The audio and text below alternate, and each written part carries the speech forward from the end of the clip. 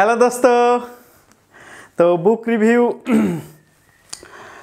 Review নিয়ে এসেছি আরো একটি ইংলিশ সংক্রান্ত। দেখতে পাচ্ছেন খুব famous book Word Power Made Easy, the most effective vocabulary builder in the English language. Word Power Made Easy by Norman Lewis.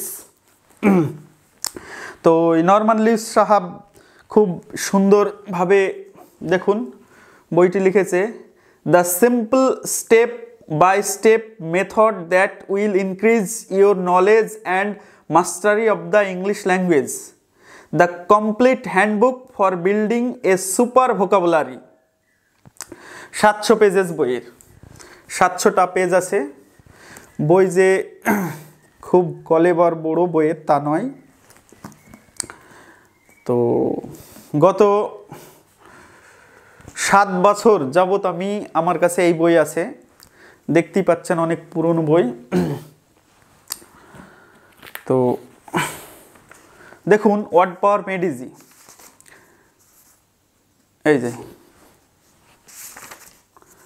বইয়ের কন্টেন্ট, পেজ কোয়ালিটি ভালো। এখন আসলে আপাত দৃষ্টিতে দেখে মনে হচ্ছে দেখুন কি বিদঘুটে বই, ছোট ছোট লেখা। তো বইয়ের দাম কম। এই বই হয়তো যদি 400 বা 500 টাকায় বিক্রি হতো, বড় সাইজ করে পরিষ্কার পরিচ্ছন্ন করে ছাপিয়ে রঙিন কাগজে, তবে হয়তো দেখতে ভালো লাগতো। কিন্তু বইয়ের দামই তো 100 থেকে 150 টাকা। তো অনেক অল্প দামের মধ্যে অনেক ভালো বই, পারহ্যাপস সম্ভবত 150 বা 140 এমন নেবে। তো আমি 109 টাকা দিয়ে কিনেছিলাম সম্ভবত অনলাইনে। দেখুন আসলে ভোকাবুলারির উপর বাজারে অসংখ্য বই আছে।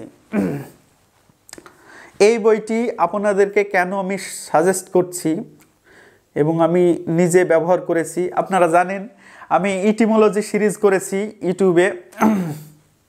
তো ইটিমোলজি সিরিজে যে ভিডিওগুলো সমস্ত ওয়ার্ড এই বই থেকে নেওয়া, এবং এই বই থেকেই আমি ইটিমোলজি শিখেছি। এই বইয়ের মেথড, ভোকাবুলারি শেখানোর মেথড হচ্ছে ইটিমোলজি, অর্থাৎ একটা ইংরেজি গুরুত্বপূর্ণ শব্দ সেটাই কিভাবে এলো ইংরেজি ভাষাতে, তার ব্যুৎপত্তিগত অর্থ কী। যেমন ধরেন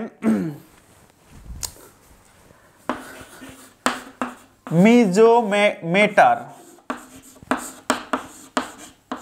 এটার অর্থ কি দেখুন। এখানে একটি পার্ট মিজো মানে ঘৃণা করা, মেটার মানে মা, মাকে ঘৃণাকারী ব্যক্তি, মিজোমেটার।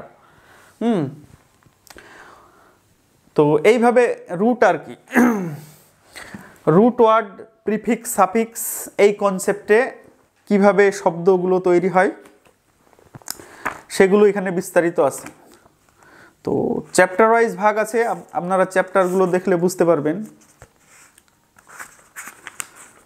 10-12টি অধ্যায় সেশনে ভাগ করা হয়েছে, চ্যাপ্টার নয়, সেশন। দেখুন পার্ট 1-এ getting off to a good start, how to test your present vocabulary, how to start building your vocabulary. তারপরে পার্ট 2-তে এইভাবে আছে, how to talk about action, how to talk about various speech habits.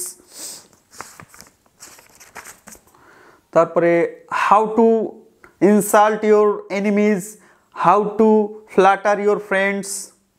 Part 3 আছে, how to talk about what goes on.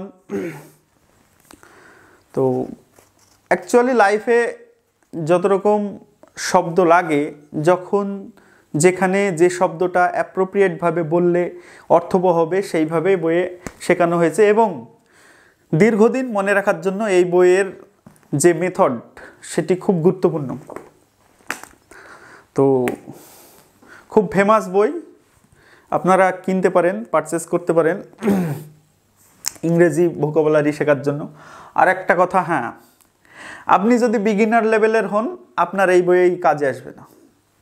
আপনাকে advance English শিখতে হলে এই বই কাজে আসবে। অ্যাডভান্স অর্থাৎ আপনি অ্যাট ফার্স্ট কিছু ইংলিশ শিখেছেন, তারপর ইংলিশকে আরও সমৃদ্ধ করতে চান, উন্নত করতে চান, তখন আপনার এই বই কাজে আসবে।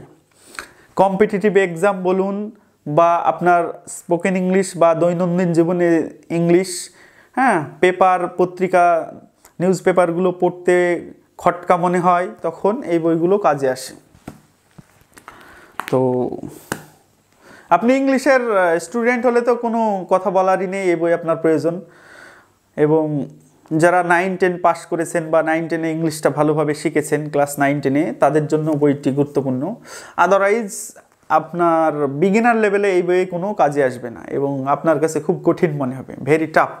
কারণ গ্রিক ভাষায় প্রনাউন্সিয়েশন, গ্রিক রুট থেকে শব্দগুলো কিভাবে আসছে, হ্যাঁ, এই বই এই আর কি।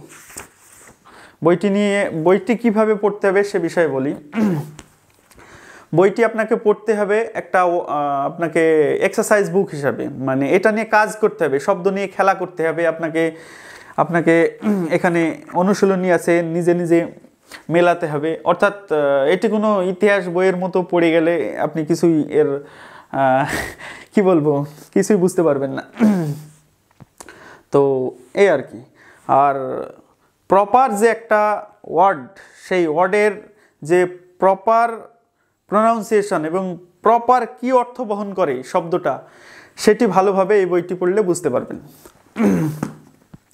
তো আরও একবার দেখুন, word Power Made easy, Norman Luis সাহাব।